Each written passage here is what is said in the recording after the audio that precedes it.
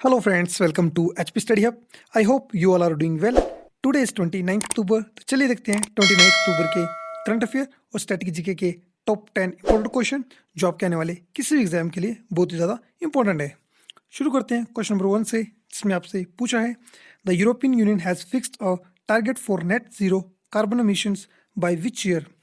European union ने हाल ही में डिसाइड किया है कि वो आपका जो नेट जीरो कार्बन एमिशन है वो कौन से आपके साल तक टारगेट को अचीव करेगी नेट जीरो कार्बन एमिशन के। आपके क्वेश्चन है option A 2025, option B 2013, option C 2015 या फिर ऑप्शन डी 2100। तो इस क्वेश्चन का जो राइट आंसर होगा फ्रेंड्स आपका क्वेश्चन नंबर 1 का वो होगा ऑप्शन सी 2050 तक, 2050 तक आपके यूरोपियन यूनियन ने डिसाइड किया है कि वो आपका अचीव कर लेगी नेट जीरो कार्बन एमिशन के टारगेट को। अगर बात करूँ आपके कार्बन एमिशन की, तो फ्रेंड्स यूरोपियन यूनियन ने हाल ही में डिसाइड किया है कि कार्बन जो आपकी डाइऑक्साइड गैस है, जो कि आपकी ग्रीन हाउस गैस में से एक इंपॉर्टेंट मानी जाती है, ग्रीन हाउस गैस जो आपकी होती है, तो कार्बन डाइऑक्साइड की जो आपका एमिशन है इसको बैलेंस करेंगे और रिमूवल करेंगे बाय 2050 तक। ठीक फ्रेंड्स, तो ये आपका टारगेट डिसाइड किया आपका यूरोपियन यूनियन ने। और बात करूँ यूरोपियन यूनियन की, तो यूरोपियन यूनियन की जो आपके हेडक्वार्टर हैं फ्रेंड्स वो है आपके ब्रुसेल्स जो कि आपकी कैपिटल है बेल्जियम की। और बात करूँ यूरोपियन यूनियन में, तो यूरोपियन यूनियन की जो टोटल कंट्री है मेंबर्स हैं, टोटल मेंबर्स जो कंट्री है यूरोपियन यूनियन की वो है आपकी 27, और उसमें से जो आपकी 19 कंट्री है वो आपकी यूज़ करती हैं यूरो करेंसी को, करेंसी उनकी यूरो। ठीक फ्रेंड्स, तो फर्स्ट क्वेश्चन का जो आपका राइट आंसर होगा वो होगा option C, that is 2015। Next question की बात करें, क्वेश्चन नंबर 2, जिसमें आपसे पूछा है which country has recently passed A controversial 20th constitution amendment. कौन सी कंट्री ने हाल ही में अपना कॉन्ट्रोवर्शियल जो आपका 20th कॉन्स्टिट्यूशन अमेंडमेंट है वो आपका पास किया है। आपके ऑप्शन है श्रीलंका ने, यूएसए ने, चाइना ने या फिर ऑप्शन डी इटली ने। तो फ्रेंड इस क्वेश्चन का जो राइट आंसर होगा वो होगा आपका ऑप्शन ए श्रीलंका ने। श्रीलंका के जो आपके फ्रेंड्स आपके सुप्रीम कोर्ट है वहाँ ने हाल ही में वहाँ पे आपका क्लियरेंस दे दी है 20th अमेंडमेंट ऑफ कॉन्स्टिट्यूशन को, जिससे जो है आपके इस अमेंडमेंट से अब आपके एनहांस कर दिए श्रीलंका के प्रेसिडेंट की पावर्स को। ठीक है, आपकी जो श्रीलंका के आपके प्रेसिडेंट है प्रेजेंट में गोटाबाया राजपक्षे, उनकी जो आपकी पावर्स है उनको जो है उन्होंने बढ़ा दिया है। और इस आपके 20th अमेंडमेंट में 3 जो इंपॉर्टेंट जो आपके स्टेप लिए गए हैं, जो पावर्स दी गई हैं आपके प्रेसिडेंट को, उसमें से एक है जो आपका प्रेसिडेंट है वो आपका कभी भी आपके आपके पार्लियामेंट को श्रीलंका की डिसॉल्व कर सकता है फॉर 1 ईयर। ठीक फ्रेंड्स, 1 ईयर के लिए आपकी पार्लियामेंट जो है आपकी श्रीलंका की उसको डिसॉल्व कर सकता है। और सेकंड की बात करूं तो सेकंड इसमें इंपॉर्टेंट किया है कि आपका जो पार्लियामेंट है, जो आपकी पार्लियामेंट है उसमें आपका citizen dual citizen of Sri Lanka वाला भी अब उसमें आपका पार्टिसिपेट इलेक्शन में कर सकता है। इससे पहले जो आपका ओनली जो आपका श्रीलंका का सिटीजन होता था वही आपका पार्लियामेंट के इलेक्शन में पार्टिसिपेट कर सकता था, लेकिन अब ड्यूअल सिटीजनशिप वाला भी आपका श्रीलंकन सिटीजन जो होगा वो भी आपका पार्लियामेंट इलेक्शन में पार्टिसिपेट कर पाएगा। और थर्ड की बात करूँ देन मोस्ट इंपॉर्टेंट कि जो आपका ऑडिटर जनरल होता है फ्रेंड्स, ऑडिटर जनरल जो होता है वो आपका ऑडिट नहीं कर पाएगा आपका प्रेसिडेंट और प्राइम मिनिस्टर के ऑफिस को। ठीक फ्रेंड्स, ऑडिटर जनरल जो आपका श्रीलंका का वो आपका ऑडिट नहीं कर पाएगा प्रेसिडेंट और प्राइम मिनिस्टर के ऑफिस को। ठीक फ्रेंड्स, तो ये आपका कंट्रोवर्सी एक आपका 20th कॉन्स्टिट्यूशन अमेंडमेंट था जिसने आपके प्रेसिडेंट की कुछ पावर्स दी हैं, वो श्रीलंका में हाल ही में सुप्रीम कोर्ट ने इसको क्लियरेंस दे दी है। अब बात करूँ श्रीलंका की कैपिटल की, तो वो है आपकी शिववर्धनापुरे कोटे।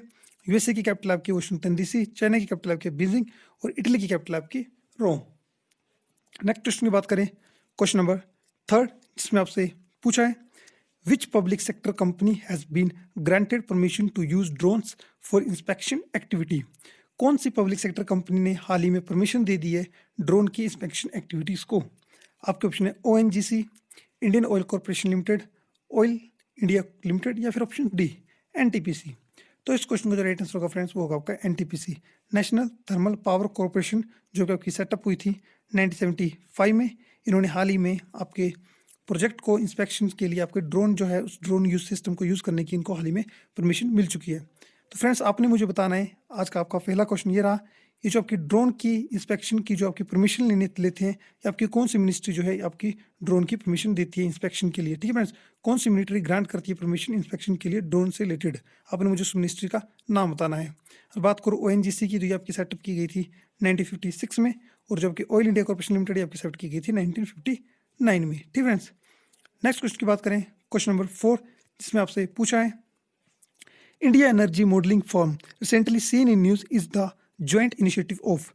जो आपका इंडिया न्यूज सॉरी आपका इंडिया एनर्जी मॉडलिंग फर्म है, ये रिसेंटली न्यूज में है। ये आपका इंडिया और कौन सी कंट्री का इनिशिएटिव है? एक आपका क्वेश्चन है इंडिया और जापान का, इंडिया और यूएसए का, इंडिया और रशिया का, या फिर इंडिया एंड उज्बेकिस्तान का। तो इस क्वेश्चन का जो राइट आंसर होगा वो होगा ऑप्शन बी, इंडिया और यूएसए का। ये जो आपका एक ज्वाइंट इनिशिएटिव है, और इसमें जो आपकी ये आपका ज्वाइंटली मिशन लॉन्च किया गया है बाय नीति आयोग और आपका United agency of international development यानी कि यूएसएआईडी द्वारा।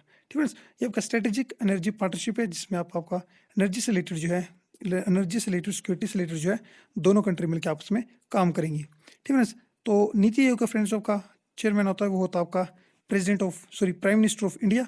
तो आज के लिए दूसरा क्वेश्चन आपसे मेरा ये रहा, आपने मुझे बताना है नीति आयोग के प्रेजेंट में वाइस चेयरमैन या वाइस प्रेसिडेंट कौन है? नीति आयोग के वाइस प्रेसिडेंट या वाइस चेयरमैन कौन है? ठीक फ्रेंड्स, और बात करूँ जापान की फ्रेंड्स, तो जापान की capital as we know Tokyo है, यूएसए की कैपिटल वाशिंगटन डीसी, रशिया की कैपिटल आपकी मॉस्को, और उज्बेकिस्तान की जो आपकी कैपिटल है फ्रेंड्स वो आपने मुझे कमेंट बॉक्स पे बतानी है। आज का तीसरा क्वेश्चन, उज्बेकिस्तान की कैपिटल आपने मुझे कमेंट बॉक्स पे बतानी है। नेक्स्ट क्वेश्चन की बात करें, क्वेश्चन नंबर 5, जिसमें आपसे पूछा है country's first multi modal logistics park is going to set up in which of the following state. Bharat देश का जो आपका फर्स्ट लॉजिस्टिक मल्टी मॉडल जो आपका पार्क है वो कौन सी स्टेट में बनने जा रहा है? आपका क्वेश्चन है असम में, गुजरात में, केरला में, या फिर आंध्र प्रदेश में। तो इस क्वेश्चन का जो फ्रेंड राइट आंसर होगा वो होगा option A, that is your Assam. ठीक friends, option A that is your Assam is the right answer. और बात करूं तो union ministry of road and transport और हाईवे है, इन्होंने आपकी फाउंडेशन रखी है आपकी कंट्री के first multi modal logistics park MMLP, जो कि आपका असम में बनाया जाएगा आपका जोड़ी घोपा में। ठीक है फ्रेंड्स, जोड़ी घोपा में जो है आपका असम में आपका मल्टी लॉजिस्टिक्स पार्क जो आपका बनाया जाएगा पार्क। ठीक है फ्रेंड्स, और ये जो फ्रेंड्स आपका डेवलप किया जाएगा अंडर भारतमाला परियोजना के तहत।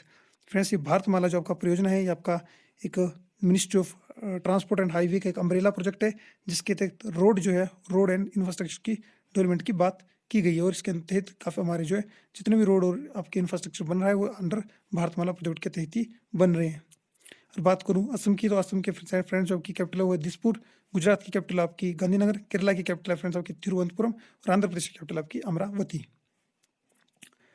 क्वेश्चन नंबर 6 की बात करें, मॉडर्न हिस्ट्री से आपका क्वेश्चन है, जिसमें आपसे पूछा है when did Hindu Mahasabha founded by Madan Mohan Malviya. जो आपकी हिंदू महासभा है वो मदन मोहन मालवीय द्वारा कब बनाई गई थी? आपके ऑप्शन 1912 में, 1913 में, 1914 में, या फिर डी 1915 में। तो इस क्वेश्चन का जो राइट आंसर होगा वो होगा option C, that is your 1914 में। 1915 में जो है आपके पंडित मदन मोहन मालवीय द्वारा जो है आपकी हिंदू महासभा को फाउंड किया गया था। और ये फ्रेंड्स इसकी जो आपकी फर्स्ट कॉन्फ्रेंस जो हुई थी ऑल इंडिया हिंदू महासभा की, वो हुई थी आपकी हरिद्वार 1915 में। याद रखिए फ्रेंड्स, फर्स्ट कॉन्फ्रेंस हुई थी इसकी 1915 में हरिद्वार में। ठीक है फ्रेंड्स, और ये आगे जाके लेटर पार्ट बनी थी आपकी, लिंक बनी थी राष्ट्रीय स्वयं संघ RSS, जो कि आपका सेटअप हुआ था 1925 में, और इसे जो आपका सेटअप किया गया था बाय KB हैंग्ड वोर के द्वारा। ठीक है फ्रेंड्स, नेक्स्ट क्वेश्चन की बात करें, क्वेश्चन नंबर 7, ये आपका क्वेश्चन पॉलिटिकल साइंस से है। विच of the following is not a part of the union executive. इनमें से आपका कौन सा जो है वो आपका यूनियन एग्जीक्यूटिव का पार्ट नहीं होता है? Option A the president, option be the vice president, option see the attorney general of India, या फिर option D the chief justice of India.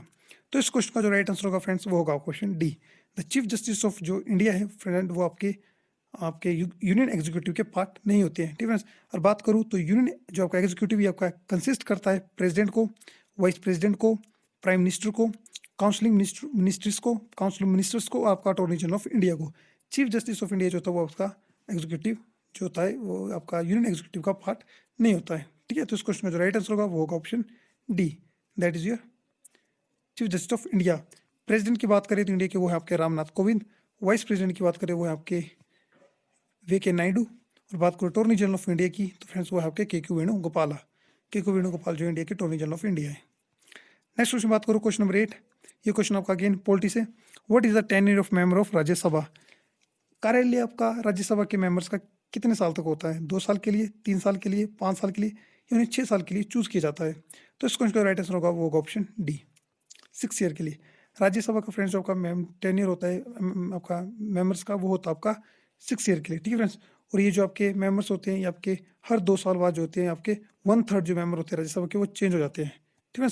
1/3 member जो आपके राज्यसभा के हर 3 साल आपके 2 साल के बाद इसके चेंज होते हैं। और बात करूँ लोकसभा की, तो लोकसभा के जो आपका टेन्योर होता है आपका एमएलएस का या आपके मेंबर्स का, ये वो होता है आपका only 5 years.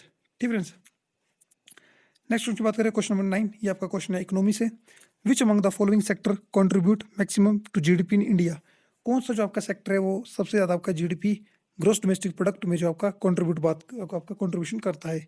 Primary sector, secondary sector, tertiary sector या ऑप्शन डी क्वार्टरली सेक्टर? तो इस क्वेश्चन का जो राइट आंसर होगा फ्रेंड्स वो होगा आपका option C tertiary sector. Tertiary sector जो है फ्रेंड्स आपका वो आपका मैक्सिमम कंट्रीब्यूट करता है जीडीपी ऑफ इंडिया में। तो फ्रेंड्स जो आपकी इंडियन इकोनॉमी है फ्रेंड्स वो आपकी 3 आपके सेक्टर में डिवाइड होती है। एक होता है फर्स्ट वाला प्राइमरी सेक्टर, सेकंड वाला आपका सेकेंडरी और थर्ड वाला होता है आपका टर्शरी।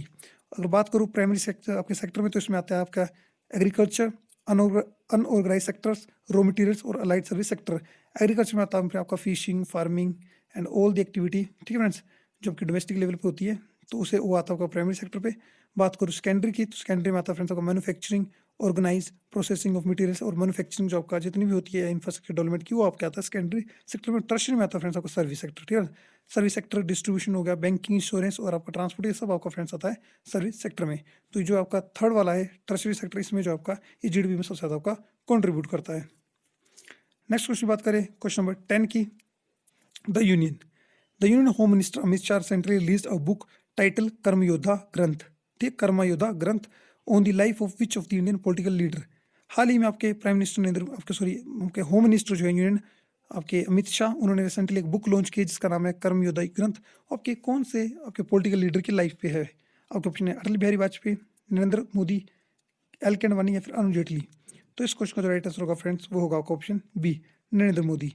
जो आपकी ये बुक है हाल ही में अमित शाह ने जो इसको लॉन्च किया है, रिलीज किया है, ये बुक जो है इस बुक का नाम है आपका कर्मयोद्धा ग्रंथ। और ये जो है आपकी प्राइम मिनिस्टर जो हमारे प्रेजेंट में श्री नरेंद्र मोदी जी की आपके लाइफ के ऊपर आपके लाइफ के बारे में बताती है। अगर बात करूँ प्राइम मिनिस्टर नरेंद्र मोदी की, तो ये आपके 40th जो है हमारे इंडिया के प्राइम मिनिस्टर है। ठीक है फ्रेंड्स, ऑप्शन ए की ओर देखिए अटल बिहारी वाजपेयी। तो फ्रेंड्स इनका हाल ही में आपका देहांत हुआ था पीछे 2015 के आसपास, और ये जो है आपके प्रेजेंट में इन्हें भारत रत्न से भी आपका सम्मानित किया जा चुका है। ठीक है फ्रेंड्स, और आपकी बात करूँ एल के अडवाणी की, तो ये आपके last deputy prime minister of India थे। अरुण जेटली की बात करूँ तो हमारे फॉर्मर आपके फाइनेंस मिनिस्टर थे। इनका भी आपका यहाँ देहांत हो चुका है। तो आज के इस लेक्चर में हमने टॉप 10 इंपॉर्टेंट क्वेश्चन जो हमने डिस्कस कर लिए हैं फ्रेंड्स। अगर आप इस लेक्चर्स की वीडियो पाना चाहते हैं या फिर आप इस लेक्चर की हमारे चैनल की कोई भी वीडियो की अगर आप पीडीएफ पाना चाहते हैं, तो आप हमारे टेलीग्राम चैनल जो है या ग्रुप है उसको आप ज्वाइन कर सकते हैं, एचपी स्टडी हब को। अगर अभी तक आपने हमारे YouTube channel HP study hub को सब्सक्राइब नहीं किया है तो उसको सब्सक्राइब करें, ताकि इस चैनल से रिलेटेड कोई भी वीडियो या फिर नोटिफिकेशन को आप मिस ना करें। तो तब तक अपना ख्याल रखिए फ्रेंड्स, सेफ रहे। मिलते हैं नेक्स्ट लेक्चर में। धन्यवाद।